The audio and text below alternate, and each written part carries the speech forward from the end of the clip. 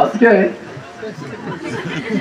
আজঘর কুড়িয়ালা বাজারে একটা পথসভা, আমার কাছে মনে হয় পথসভার জন্য জনসভায় রূপান্তরিত হয়েছে এবং এইখানে এত মায়েরা উপস্থিত হয়েছে। আমি আমার তরফ থেকে, আমাদের তরফ থেকে, আমাদের প্রার্থীর তরফ থেকে আপনাদেরকে আমি আন্তরিক অভিবাদন জানাচ্ছি, ধন্যবাদ জানাচ্ছি। আজকে এখানে উপস্থিত আছেন আমাদের সাবেক সভাপতি, নিরহংকার মানুষ, সাদা মনের মানুষ জনাব আব্দুল হামিদ। এখানে উপস্থিত আছেন আমাদের সাবেক সাধারণ সম্পাদক, পরিচ্ছন্ন মানুষ, সৎ মানুষ জনাব এস.এম. ফুয়াদ। উপস্থিত আছেন আমাদের সহ সম্পাদক সালাম শিকদার, সহ সভাপতি শওকত আকবর। উপস্থিত আছে প্রচার সম্পাদক জাহিদুল ইসলাম বিপ্লব। এখানে উপস্থিত আছে আমার সম্পর্কে ভাইগনা হওয়ার বিশিষ্ট ব্যবসায়ী মেহেদি মাসুদ। একটি কথা আমি আপনাদেরকে স্পষ্টভাবে বলতে চাই, সন্ত্রাসী যত বড়ই হোক না কেন আমরা তাকে প্রতিরোধ করব, প্রতিহত করব।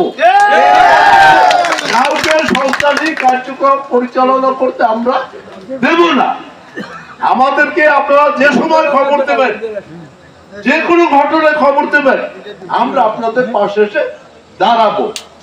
সন্ত্রাসীদের আমরা প্রতিরোধ করব, প্রতিহত করব। আমি আসলে আন্তরিকভাবে দুঃখিত, আমি সবাই নামাই দিয়া লাগাই দিয়ে আমি ঢাকা গেছি, কথা ঠিক না?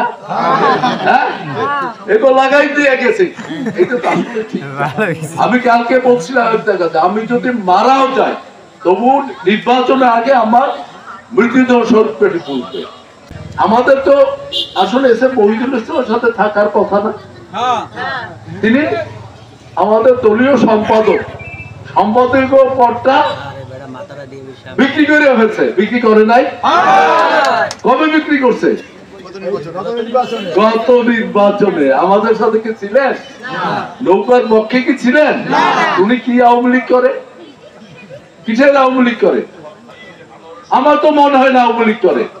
আওয়ামী লীগ করলে একজন সাধারণ সম্পাদক সে পদ বিক্রি করে ফেলবে। টাকা পয়সা আমার চাই তো কেউ বেশি দিতে চাই না, চাইছে আর কেউ বেশি দিতে সব আমার চাই কেউ বেশি দিতে চাই না। আমি যদি টাকা উপার্জন করতাম আমি শত শত কোটি টাকার মালিক হতে পারতাম। কেউ বলতে পারেন এইখানে যত মানুষ আছে, কত চাকরি দিয়েছে, বিভিন্ন কাজ করে দিয়েছে, অমুক করছে, অমুক করছে, একটা টাকা আমাকে দিয়েছেন একজনে বলুন তো, তাহলে ক্ষমা চাই আপনাদের কাছে কি ঘর উঠবো আর রাস্তায় বেরোবো না। আমরা অনেক জনপ্রতিনিধি আছে, আমরা ক্ষমতার দম্ভ দেখাই, ক্ষমতার দম্ভ দেখাই না।